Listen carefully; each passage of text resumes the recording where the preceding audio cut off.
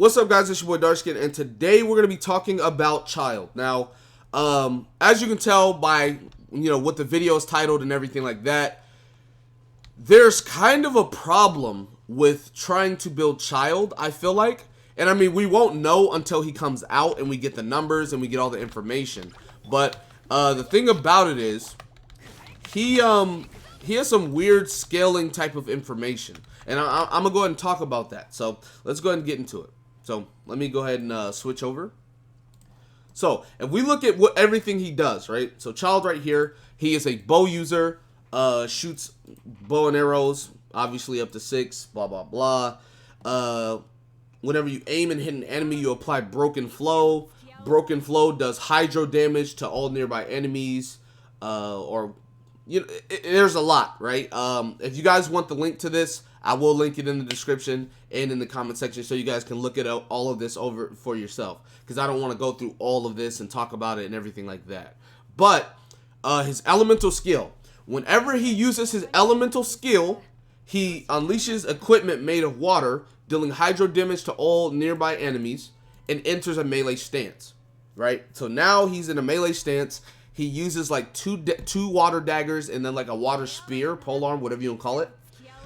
6 combo of slashes that deal hydro damage.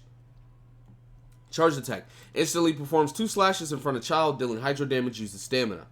So, Broken Flow slash. When hitting an enemy under Broken Flow effect while in melee stance, Broken Flow slash will be executed, dealing damage to AoE hydro damage.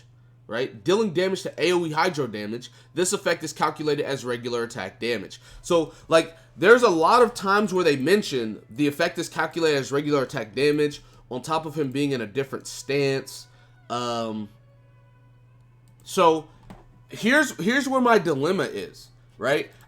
This video was not gonna be the problem with building Childe. That's not what this video was gonna be. This video was just gonna be his build guide, or, well, what should you build discussion guide, info, whatever.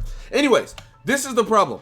I was thinking, if his scaling, right? Let's say he, even though he's doing hydro damage, he scales off of like normal attack, or like he scales off of normal attacks. The question becomes, does 4-piece gladiator work on him when he's in melee stance?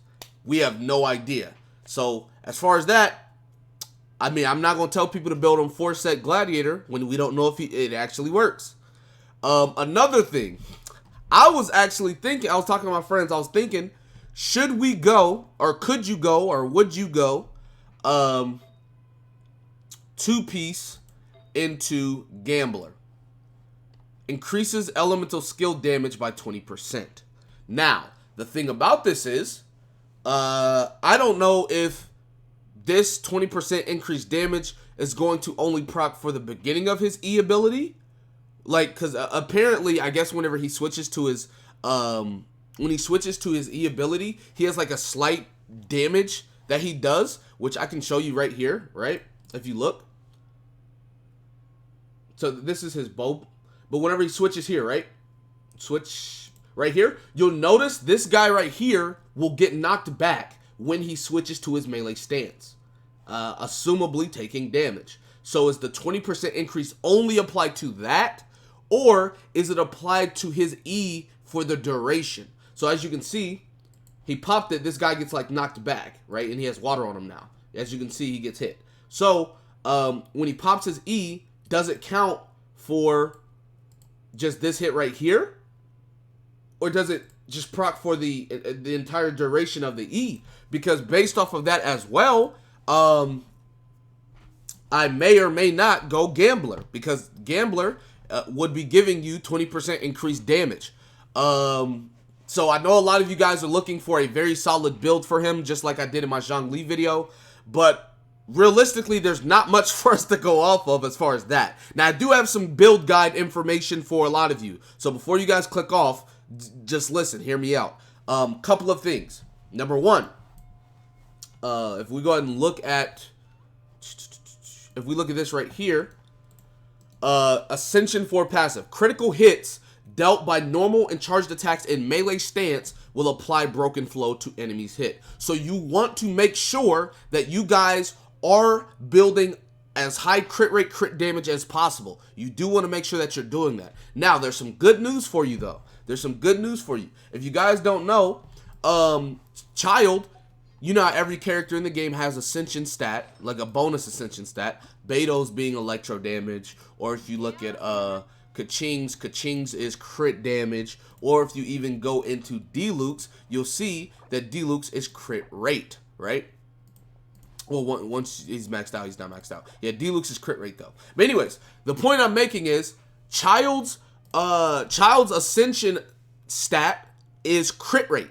So you don't even have to build crit rate on him as long as you got some decent substats. So with having decent substats, you can go crit damage on his headpiece.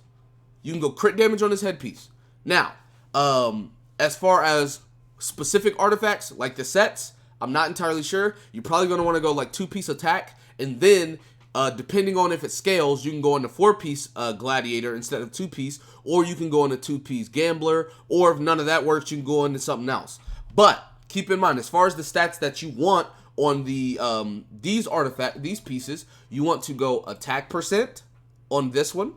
You want to go hydro damage bonus on this one, because let's be real, between his ult in melee form and range form, it's going to be doing hydro damage. His E ability is all hydro damage, and then the brunt of his damage in his range form, which will be his charged attack, is also hydro damage. So on the cup, you do want to go hydro damage bonus.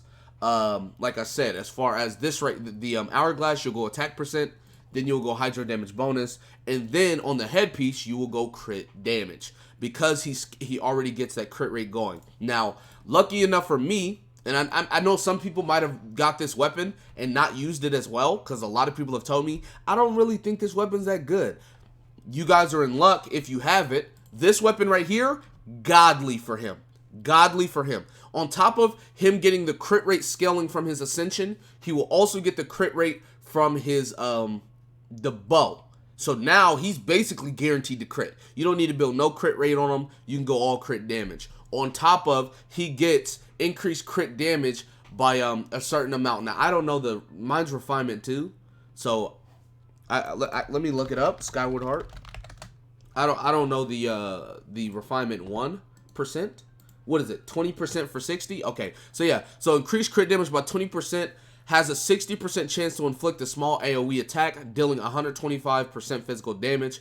Can only occur once every 3.5 seconds. Right? Now, oh, this is going to be 4 seconds at base. But yeah, so he has crit rate, and it gives him crit damage, which is going to be really, really nice. This bow would be really good for him. Really, really good for him. Now, I was going to also talk about physical damage. I'm pretty sure his melee stance scales off of hydro damage and not physical damage. Man, he's...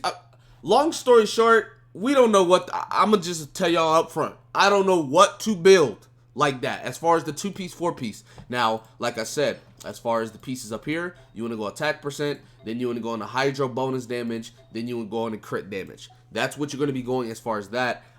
Everything else is kind of debatable. You're probably going to go 2-piece into attack percent, and then the 4-piece just depends on how he works. We don't know the numbers. We don't know exactly how he works, so we'll have to wait and see. But anyways, that's going to be it for this video. Be sure to give it a like, subscribe to the channel if you're new. Comment down below. Tell me what you guys did in the comment section below. With that being said, I'll see you guys next time. Peace.